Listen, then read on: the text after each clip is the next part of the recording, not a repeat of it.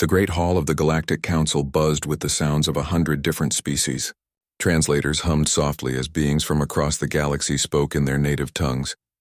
The air recyclers worked hard to keep the atmosphere comfortable for everyone.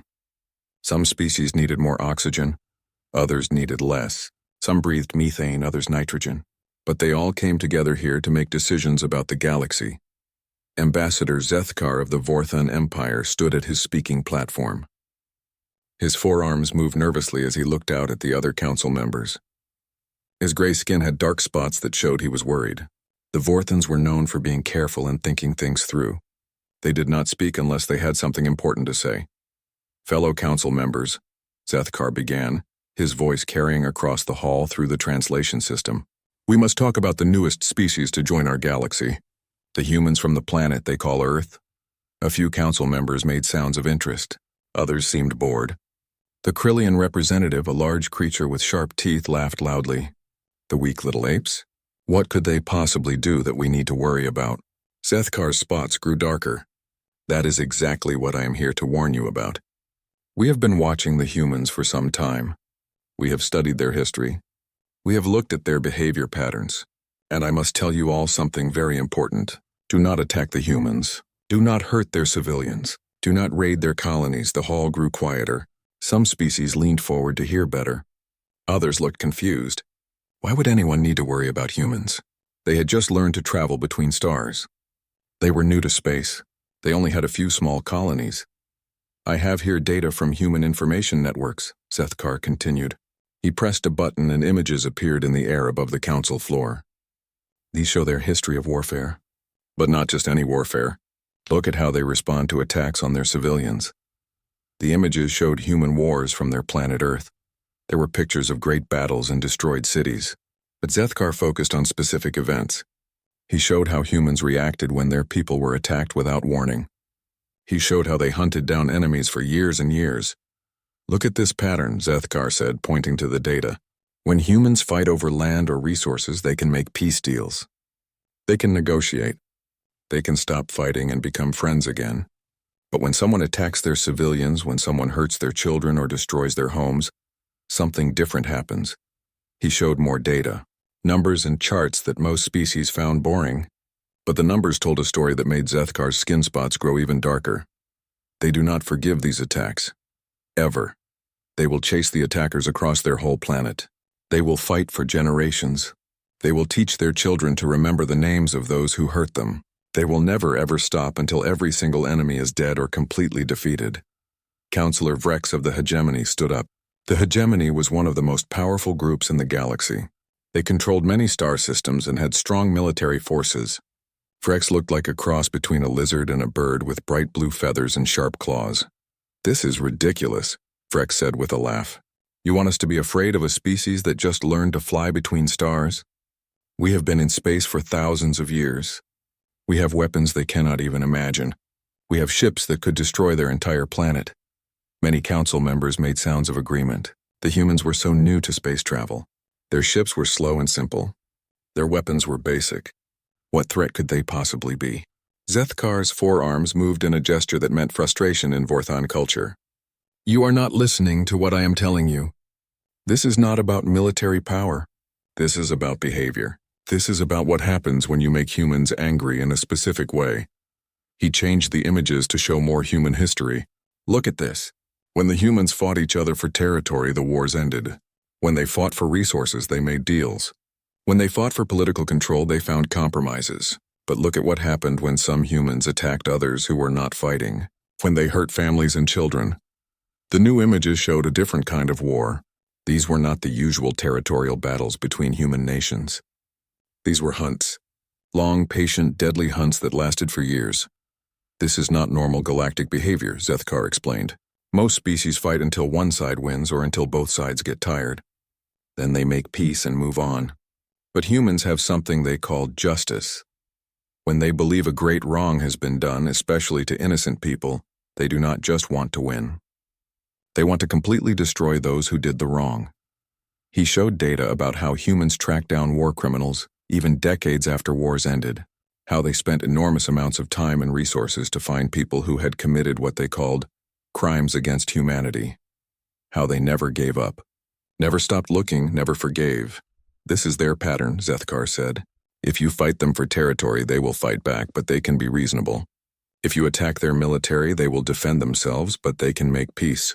But if you attack their civilians, if you hurt their families, if you kill their children, they will hunt you forever. They will not stop. They will not negotiate. They will not forgive. They will follow you to the edge of the galaxy if they have to. The hall was quiet now. Some council members were starting to look thoughtful, but others still seemed unconvinced. Councillor Malrix of the Trade Federation spoke up. The Trade Federation was made up of many different species who worked together for business. They were practical people who cared about profit and efficiency. Even if what you say is true, Malrix said, surely they will learn to be more civilized when they join galactic society. All species go through this phase. They start out violent and emotional, but space travel teaches them to be more reasonable. Trade and diplomacy replace war and revenge. Zethkar made a sound that was like a sigh. That is what we all hope. But I have studied their culture very carefully. This behavior is not just from their early history. It continues to this day. Even as they developed spaceflight, even as they became more advanced, they kept this same pattern.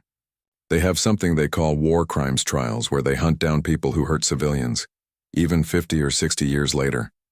He showed more recent human data. Pictures of elderly humans being arrested for things they did when they were young soldiers.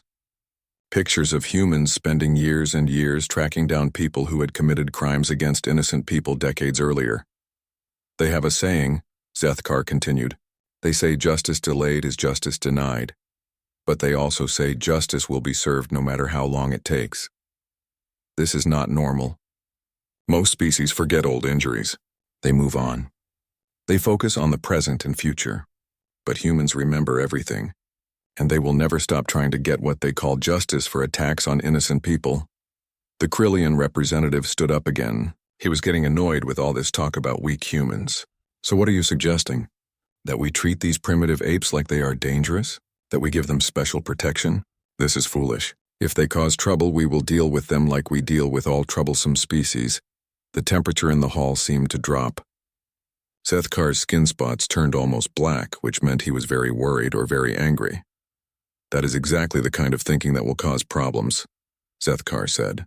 Many species in this galaxy use raids to show strength.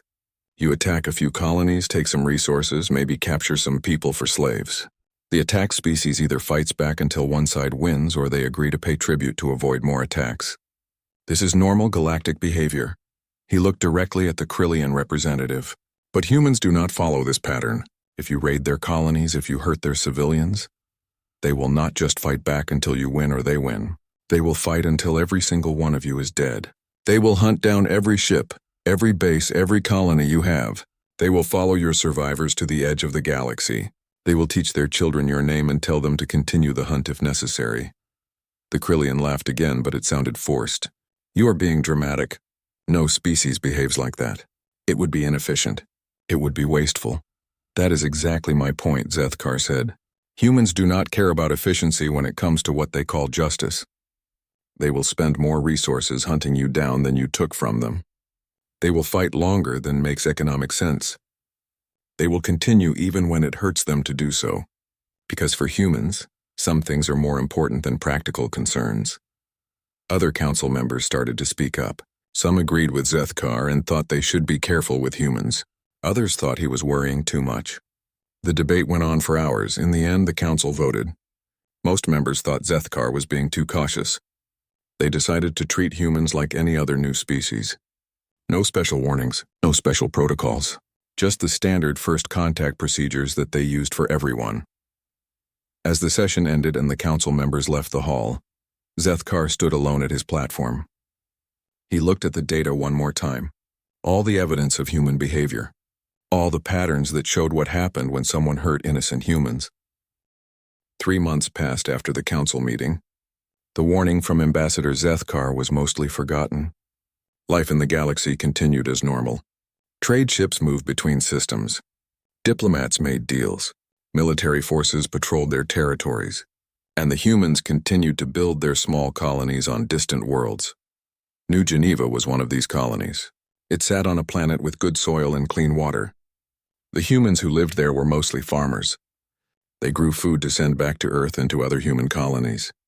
The planet had rolling hills covered with golden wheat and green vegetables. Small towns dotted the landscape, connected by simple roads. 50,000 humans lived on New Geneva. Most of them were families with children. There were schools and hospitals and small shops. The people worked hard during the day and spent their evenings together. Children played in the fields while their parents talked about crop yields and weather patterns. The colony had some defenses, but not many. A few old military ships that had been converted for farming use. Some ground-based weapons left over from the early days when they worried about wild animals. A small security force made up mostly of retired Earth military personnel who wanted a quiet life. New Geneva was peaceful. The kind of place where people left their doors unlocked and children could play outside without fear. The humans there knew that space could be dangerous, but they were far from the major trade routes. They thought they were safe in their quiet corner of the galaxy. They were wrong. High Admiral Krex of the Krillian Syndicate stood on the bridge of his flagship, the Bone Crusher. He was a massive creature, even for a Krillian.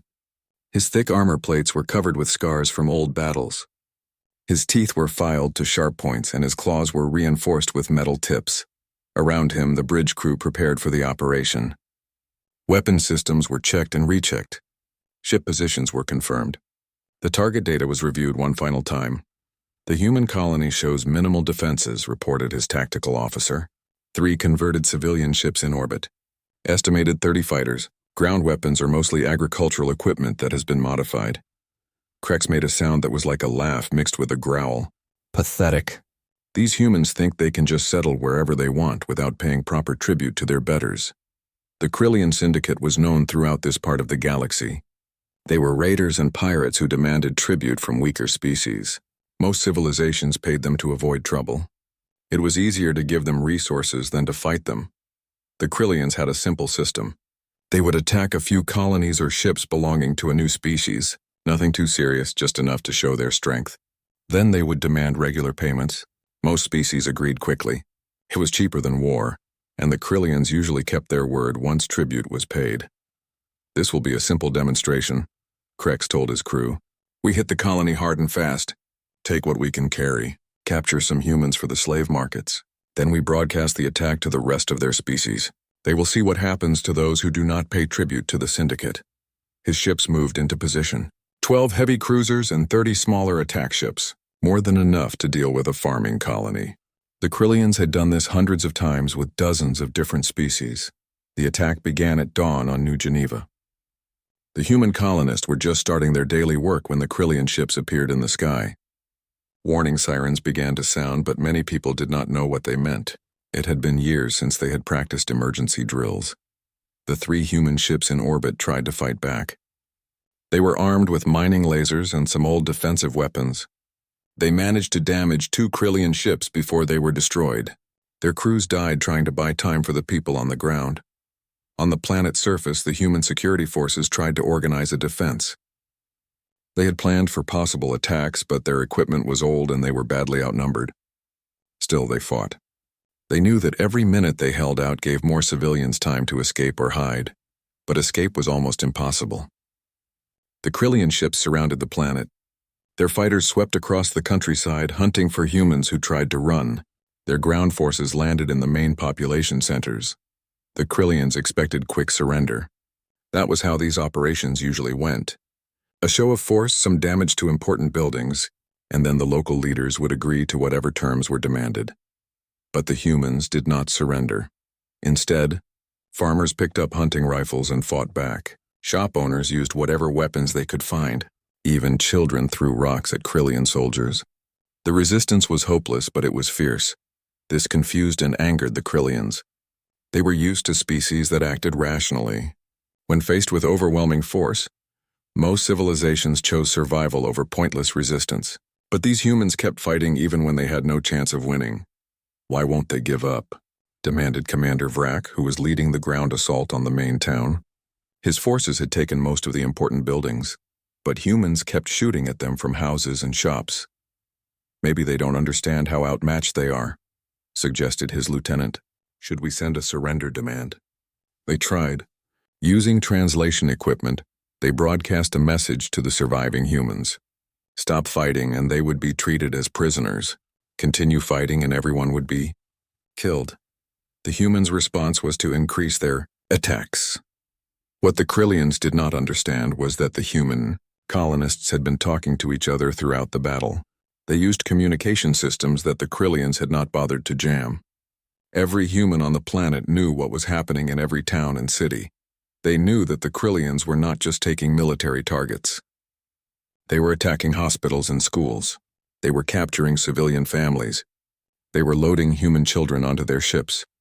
To the Krillians, this was standard operating procedure. Civilians were valuable as slaves and hostages.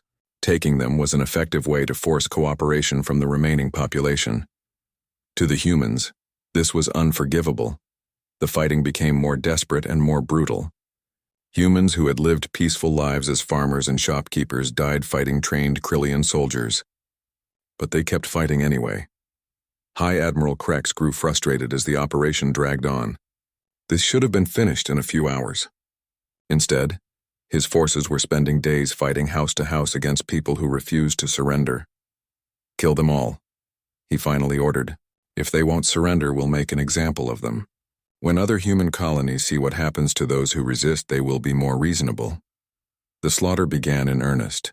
Krillian soldiers stopped trying to capture humans alive. They burned buildings with families inside. They shot anyone who moved. They bombed areas where civilians were hiding. By the time it was over, 12,000 humans were dead. Another 8,000 had been captured and loaded onto Krillian ships to be sold as slaves. The rest were missing, either dead in the rubble or hiding in remote areas. New Geneva was destroyed. Its towns were burned. Its fields were poisoned. Its people were gone. High Admiral Krex stood in the ruins of the main human settlement. Around him, his soldiers loaded stolen goods onto their ships. Food, equipment, and anything else that seemed valuable. Send the broadcast, he ordered. Make sure every human colony receives it. The message went out across human space. Video footage of the destroyed colony. Images of captured human families being loaded onto Krillian ships. And a simple demand. All human colonies would pay tribute to the Krillian Syndicate. Food, manufactured goods, and raw materials would be delivered to specified locations on a regular schedule. Any colony that refused would meet the same fate as New Geneva. The message ended with footage of Krillian ships leaving the ruined planet. Behind them, smoke rose from the ashes of what had been a peaceful farming community. Krex was satisfied with the operation. It had taken longer than usual, but the message would be clear. Humans would understand that resistance was pointless. They would pay tribute like every other species in this region of space. The Krillian fleet left New Geneva behind and headed back to their bases. They planned to give the humans a few weeks to consider the message, then return to collect the first tribute payment. They expected negotiation and eventual cooperation. That was how these things always went. The Krillians had broken dozens of species this way. After a demonstration like New Geneva, most civilizations became very cooperative very quickly. What they did not expect was the message that came from Earth 6 days later. It was broadcast on all frequencies that the Krillians monitored. It was simple and clear and left no room for misunderstanding. The Krillian Syndicate has committed acts of war against humanity by attacking civilian populations. There will be no negotiation. There will be no tribute. There will be no peace. Every Krillian ship, base, and colony will be destroyed. Every Krillian leader will be hunted down and killed. This will continue until the Krillian Syndicate no longer exists. The message was signed by the Earth government and backed by every human colony in space. High Admiral Krex laughed when he heard it. Empty threats from a weak species. Humans had maybe 50 ships total. The Krillian Syndicate had over 300. Human technology was primitive. Their weapons were basic. Their military experience was limited to small conflicts on their home. The war began 6 weeks after New Geneva fell. The first Krillian outpost to be attacked was a supply depot on the edge of their territory. It was heavily defended and considered safe. The Krillians used it to store captured goods from their raids and to fuel their ships between operations. The human fleet that attacked it was small. Only 12 ships, most of them converted cargo vessels with weapons bolted to their hulls. The Krillian commander at the depot laughed when he saw them coming. His base had 30 ships and powerful ground defenses. The battle lasted 4 hours. When it was over, every Krillian ship was destroyed. Every Krillian soldier was dead. The base was reduced to smoking rubble. The humans lost 8 ships. But something strange happened after the battle. The humans did not try to take the base. They did not steal the stored goods. They did not capture territory. They simply destroyed everything and left. High Admiral Krex received the report with growing concern. This was not normal behavior. When species fought wars, they fought for resources or territory or strategic advantage, but the humans seemed to only care about killing Krillians. Perhaps they wanted revenge for their colony, suggested his intelligence officer. Many species get emotional after losing people, but they usually calm down after a victory or two. We should offer to negotiate, Krex nodded. That made sense. The humans were angry about New Geneva, so they had attacked one of his bases to feel better. Now they would be ready to talk.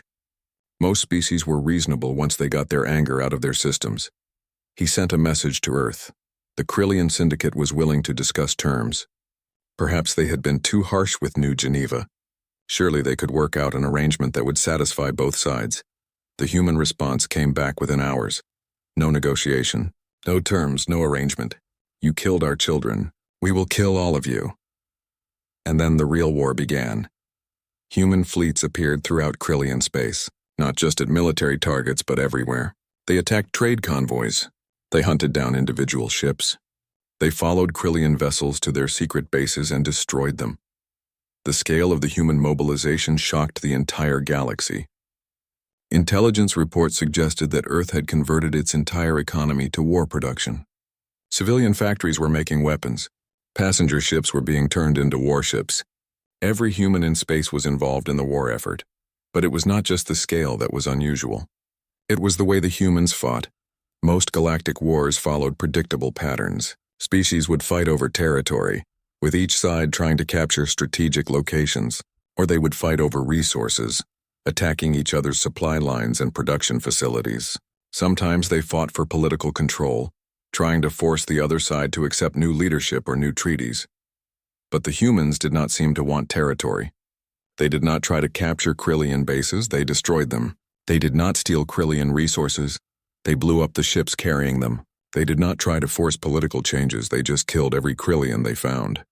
They are fighting like animals, complained Commander Vrak to his fellow officers. There is no strategy, no goal beyond destruction. How can we negotiate with beings who refuse to be reasonable? But there was a strategy. The humans were very clear about their goal. They wanted every Krillian dead. They said so in every communication. They broadcast it on every frequency. They painted it on the sides of their ships. Justice for New Geneva became the human battle cry. But it was not justice as most species understood it. It was not about getting compensation for damages or forcing an apology.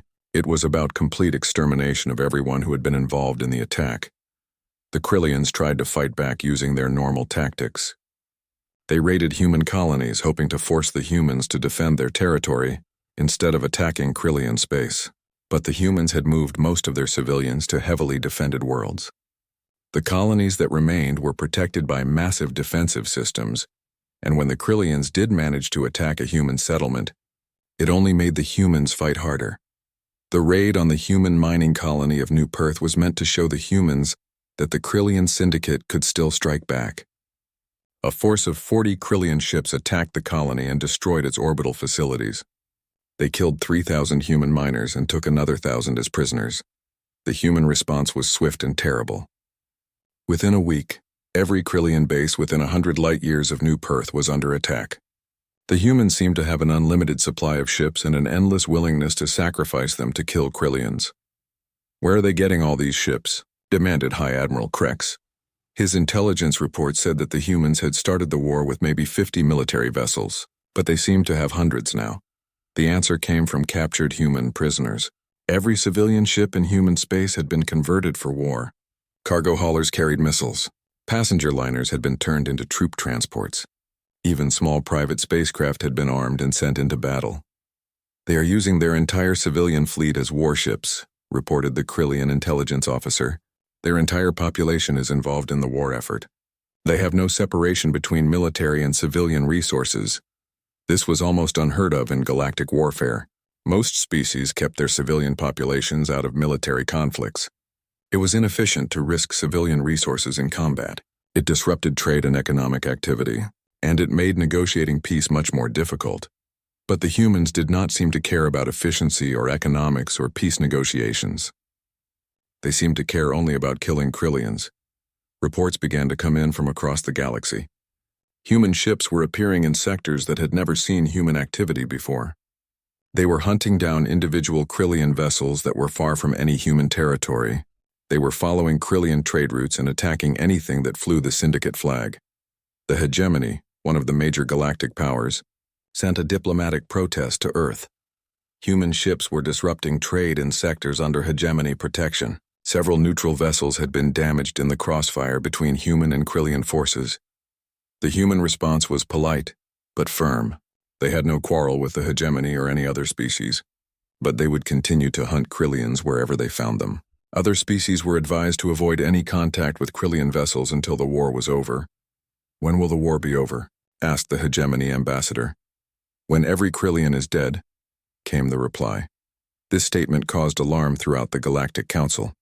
Most wars ended with negotiated settlements. Territory would change hands, tribute would be paid, treaties would be signed. But the humans seemed to be fighting a war of extermination. Ambassador Zethkar watched the war reports with growing dread. His warnings had been ignored. Now the galaxy was seeing exactly what he had predicted. Humans who felt that injustice had been done to their civilians were utterly relentless in their pursuit of revenge. He tried to explain this to his fellow council members. "This is not madness," he told them. "This is the human concept of justice. They believe that those who attack innocent people must be completely destroyed. Not defeated, not punished, not forced to pay compensation. Destroyed." But many council members still did not understand. Councillor Vrex of the hegemony argued that the humans were being irrational. They are spending more resources on this war than the Krillians took from them. They are disrupting trade throughout the region. They are destroying their own economy for the sake of revenge. Zethkar tried to make them understand. For humans, some things are more important than economic efficiency. They call it a matter of principle. When someone crosses certain lines, especially involving harm to innocent people, humans will sacrifice anything to get what they call justice. The war continued to spread. Krillian bases throughout their territory came under attack. Some fell quickly. Others held out for weeks or months before being overrun. But all of them fell eventually. The humans showed no mercy. Krillian soldiers who tried to surrender were killed. Krillian civilians who had nothing to do with the New Geneva raid were hunted down along with the military. Even Krillian children were not spared. "They are committing genocide," protested the Trade Federation representative. Someone must intervene to stop this madness. But when the Federation tried to send peacekeeping forces to protect fleeing Krillian civilians, the humans made their position clear. Any species that aided the Krillian syndicate would be considered an enemy of humanity. The peacekeeping ships were ordered to leave or be destroyed. The Federation ships left. Other species began to distance themselves from the Krillians. Trade agreements were canceled. Diplomatic relations were severed. Krillian ships were banned from many spaceports. Nobody wanted to risk becoming a target of human anger.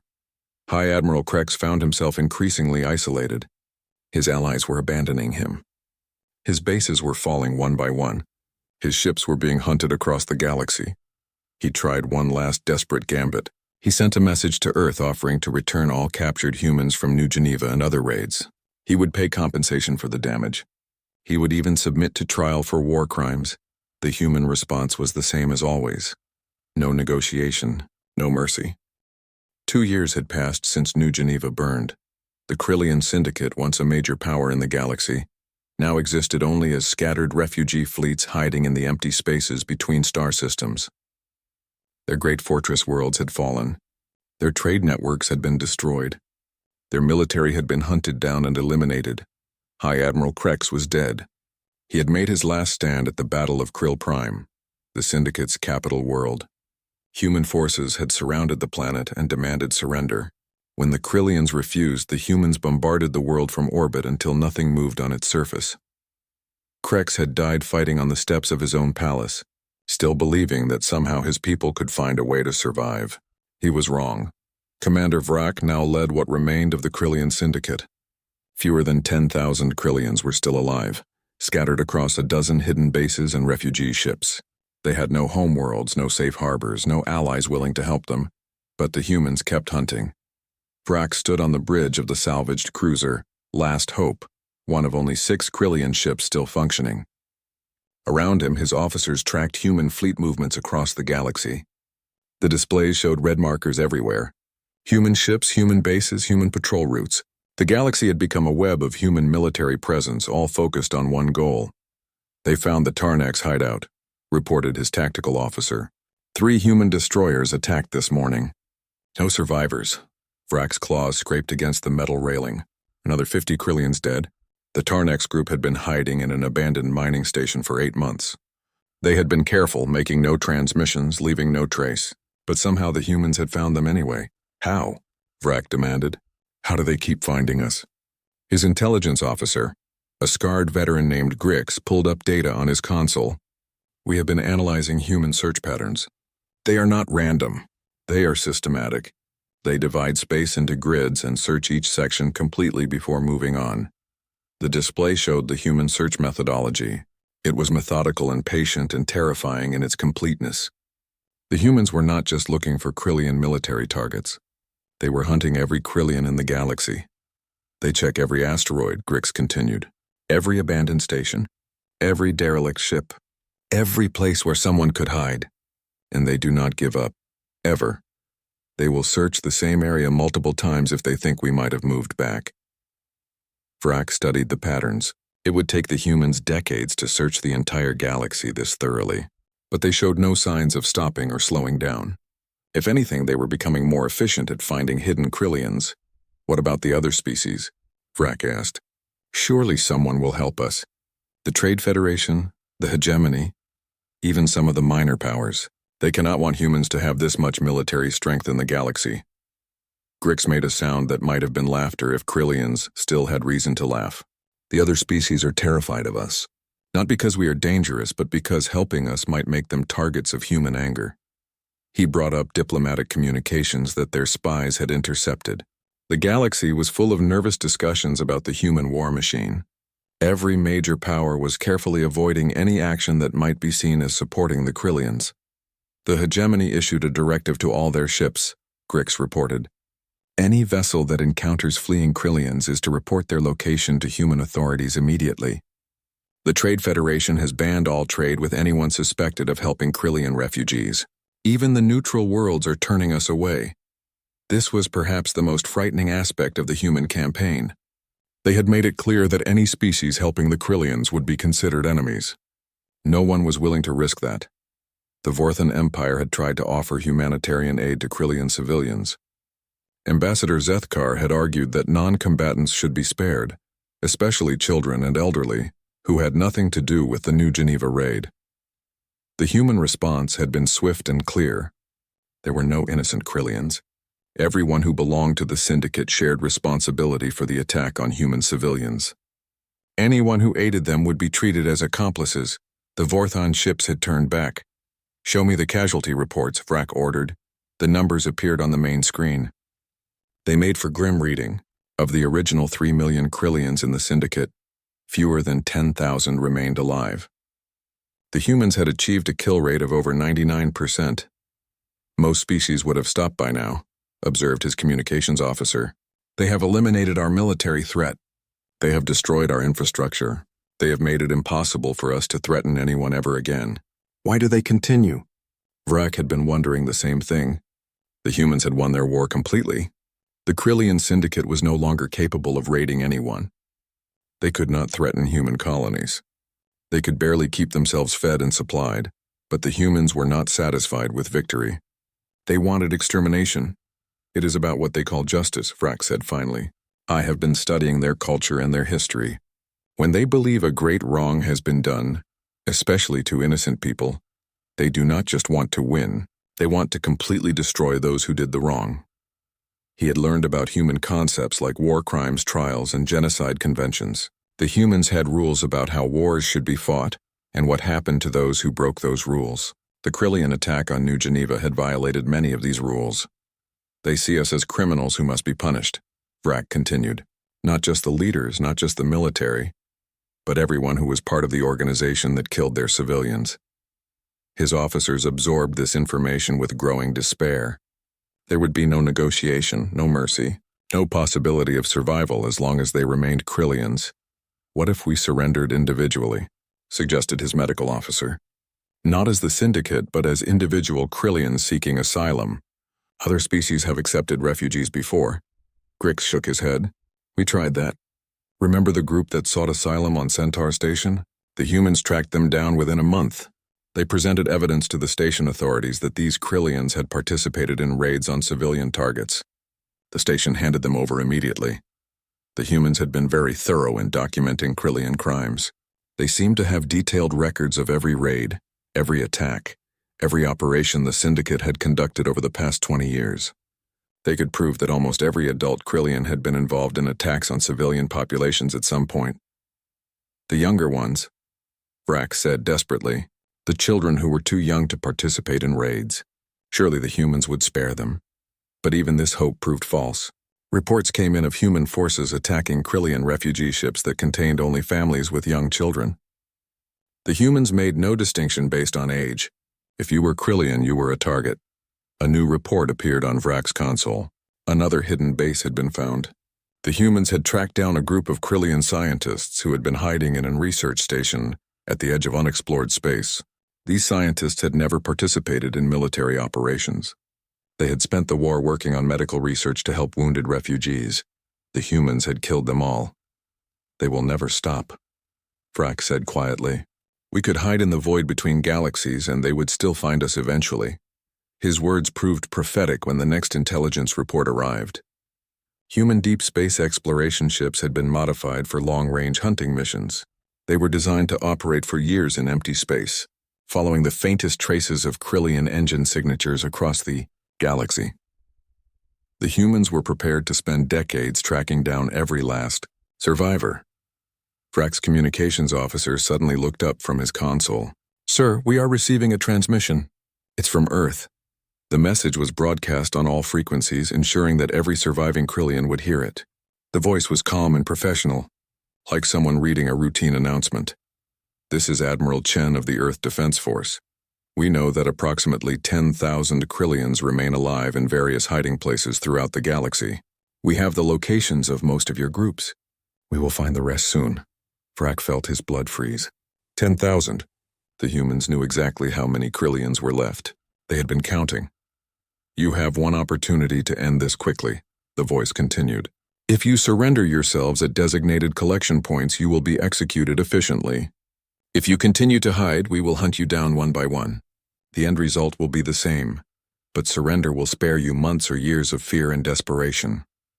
The message included a list of coordinates where Krillians could surrender. All of them were in human-controlled space. All of them were effectively execution sites.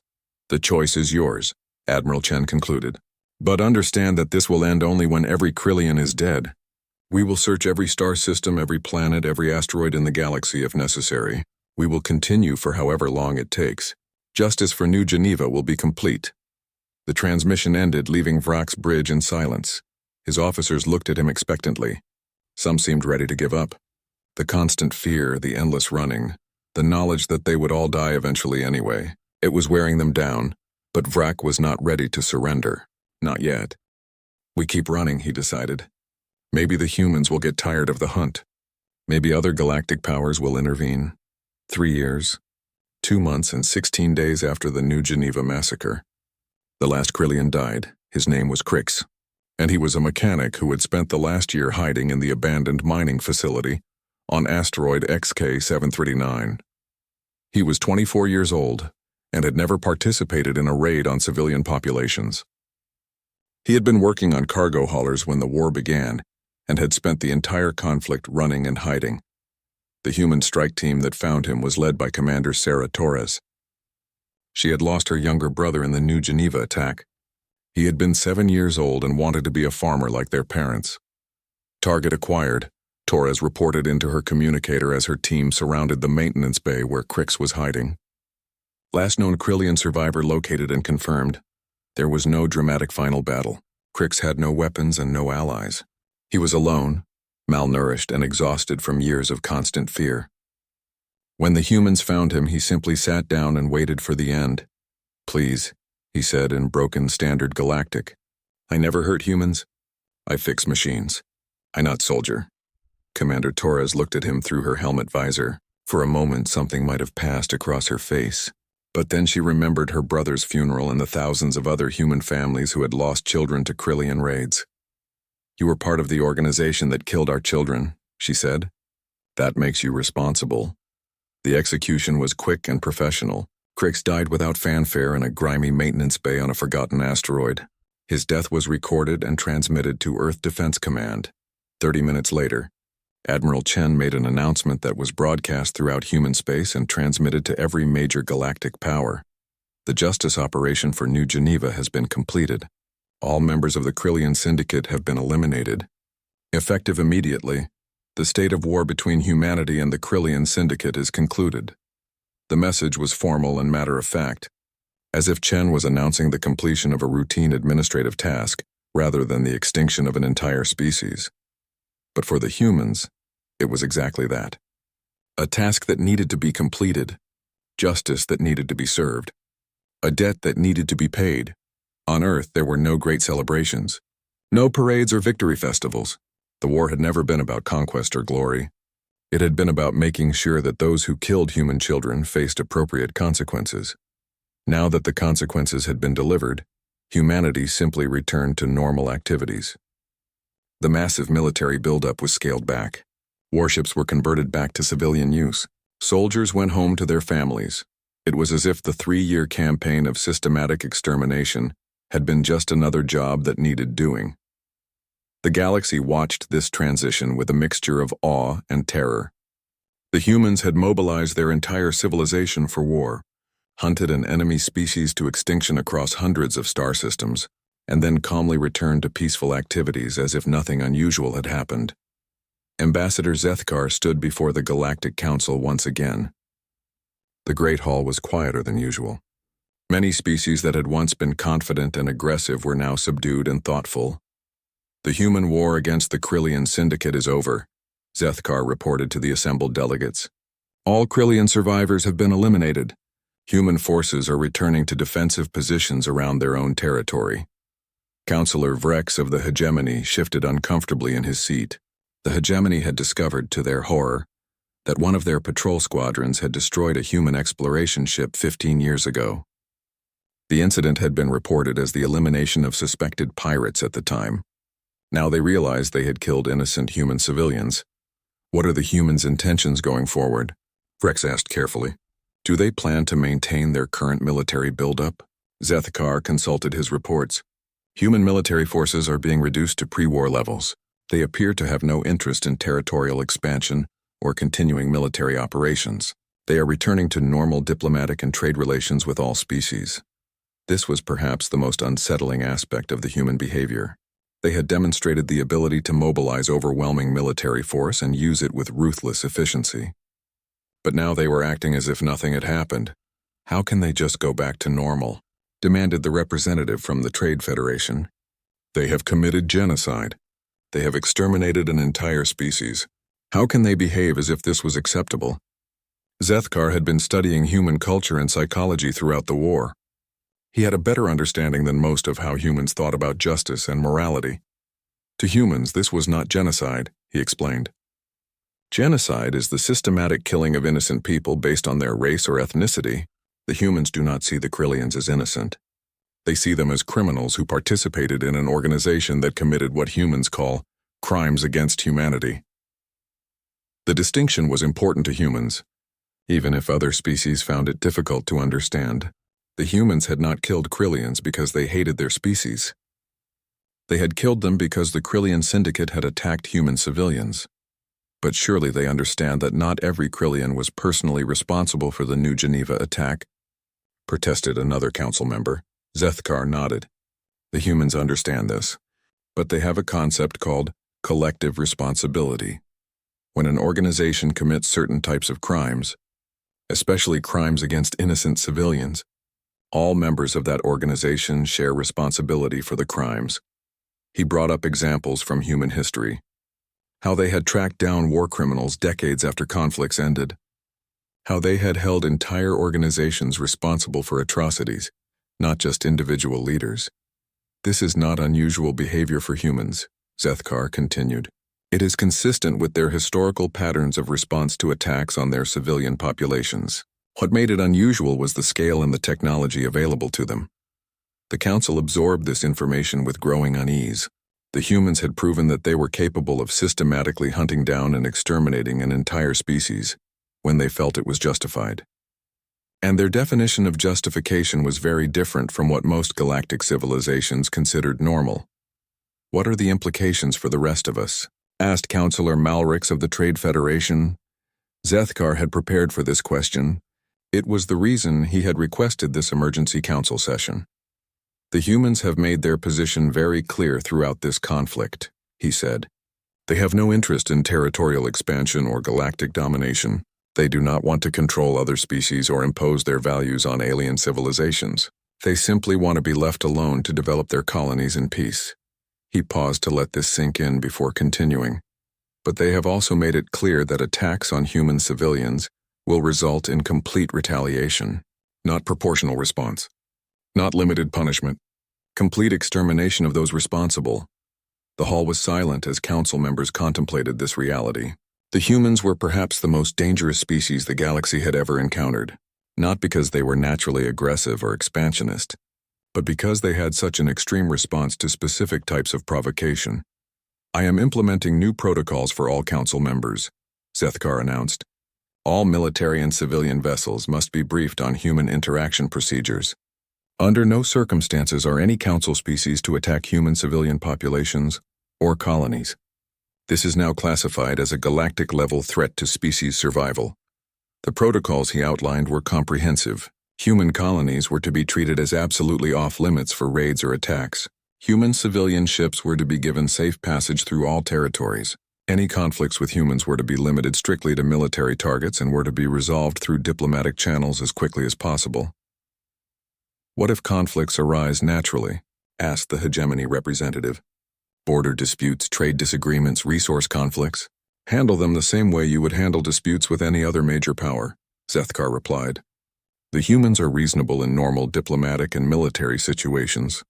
They will negotiate, compromise, and follow standard galactic conventions. The problem only arises if you attack their innocent civilians. Several council members wanted to know more about human military capabilities. The war against the Krillians had revealed that humanity could mobilize much larger forces than anyone had suspected. Human military technology is not significantly superior to galactic standards, Zethkar reported. What makes them dangerous is their willingness to convert their entire civilization to military production when they feel it is necessary. They can field much larger fleets than their normal military strength would suggest. But this was not the most important factor. The real danger was human persistence and patience. Other species fight until they achieve their goals or until the costs become too high, Zethkar explained. Humans will continue fighting until their enemies are completely destroyed, regardless of cost. They do not negotiate. They do not compromise. They do not get tired or distracted. They will hunt across the entire galaxy for however long it takes. The Krillian Syndicate had learned this lesson too late.